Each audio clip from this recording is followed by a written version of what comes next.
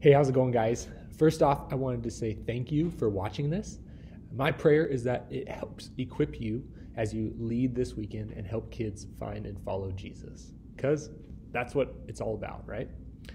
And I also hope that you're watching this under or in the warmth of electricity and not under the dim cold of candlelight, which has come about as a reality for some of us in this season due to the windstorm that we recently had. I hope your power is restored or never got lost. That would be my desire. Although I did want to share one thing. One of my favorite memories from growing up as a kid was doing candlelight dinner and games during the ice storm that we had in 1996. I don't know if any of you were around during that time, but I have very fond memories of that. So who knows? Maybe you're making the most of the circumstances right now.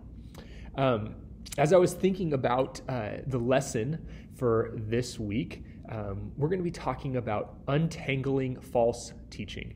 And this month, we've been focusing on the topic of truth, untangling truth. And so one of the ways we do that is by untangling false teaching. And I was reminded of how often I teach my kids and the people that are around me about who God is and about what is true about Him and about others without even knowing it. And I do that through my actions and through my attitudes.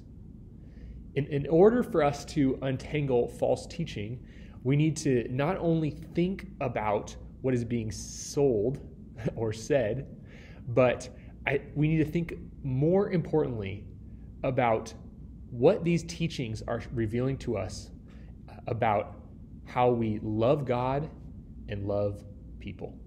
Because there's so much out there. There's so many things that we hear on a regular basis, and they impact us in so many different ways. But if we can narrow it down or filter it through a question, does this teaching help me love God and love people?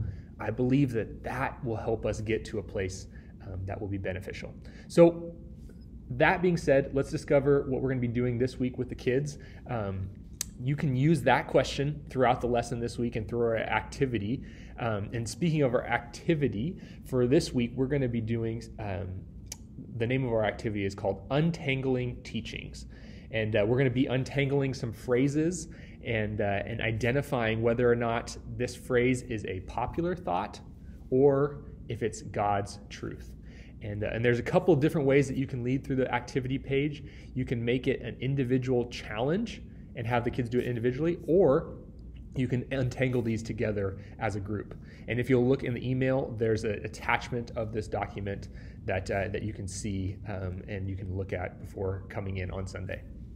The answers also are on the back of your activity guide that you have as a leader. And there's also some additional information on that activity guide that will help you further the conversations that you're having as the kids identify whether or not it's a popular truth or if it's God's truth.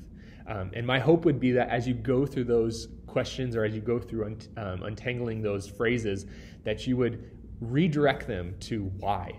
Why is this true and why is this a false teaching? And maybe interweave into that activity some of the questions from our lesson guide. I especially like question number 6, which says, what is one of God's truths that you will really need to remember this week? What is something that we just learned about God's truth, or something that you already know about God's truth that you're going to put into practice this week? Because it encourages next steps. It encourages them to think about, how can I do something this week with what I've learned, to begin to adjust and change how I think. And so that's the activity. If you take a look on it, the Loop Show video is attached in our email as well as the lesson guide. So I hope that you will engage with those things. And I hope that this conversation will be fruitful, that it will give kids a practical way to see that God is in truth. And when we discover truth, what ends up happening is we understand, or we find out that God was waiting there at the end all along, waiting for us to discover Himself. So I'm excited about that. I'm praying about that. Actually, I'm going to say a quick prayer real quick as we go into the preparing for this weekend. So, Lord Jesus, guide us, lead us, show us your truth, show us what it means to know what is true and what is false, and help us to think about and ask that question: is this truth helping me love you more and love others more, and discern from that? All right, friends. All right, so see you guys this Sunday. Remember to wear your Team Kids shirts, and we will be meeting and huddling 30 minutes prior to our service. So if you're scheduled at the 9, we'll be meeting at 8:30.